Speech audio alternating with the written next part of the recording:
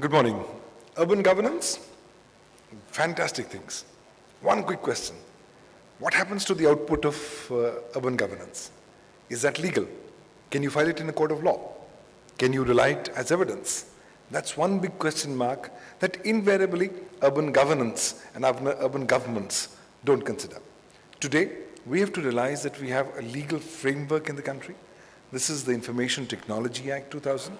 And whatever you do in urban governance has to ensure compliance with the IT Act and the rules and regulations made thereunder. Now, 11th of April 2011 has been a very watershed day in the history of India. You will say, what happened on that day? Nothing happened.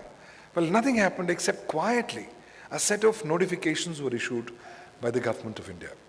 These notifications mandate huge amount of responsibilities for people, for entities who provide electronic services and their delivery on networks. Various new guidelines and parameters of compliance have now been stipulated.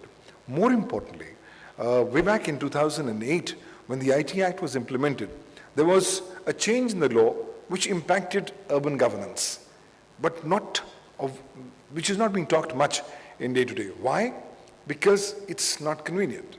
But let's face it, the law came up with a new definition or new concept of an intermediary.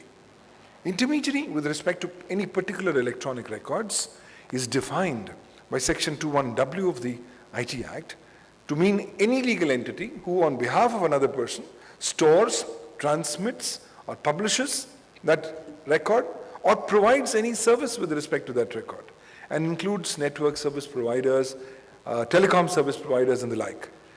The definition of intermediary is so vast that all government departments, all urban governments qualify as intermediaries under the IT Act.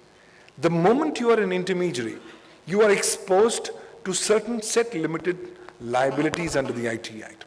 One liability is a criminal liability, and the criminal liability could be for the concerned head of the department of that particular urban governance project. The criminal liability could expose him from 3 years to life imprisonment. In addition, there's also an exposure to the government for being sued for damages by way of compensation up to 5 crore rupees per contravention. And that's the two kinds of exposure that have come in. Governments are continuing to do them urban governance projects, but are still not alive with the fact that they will need to limit their liability.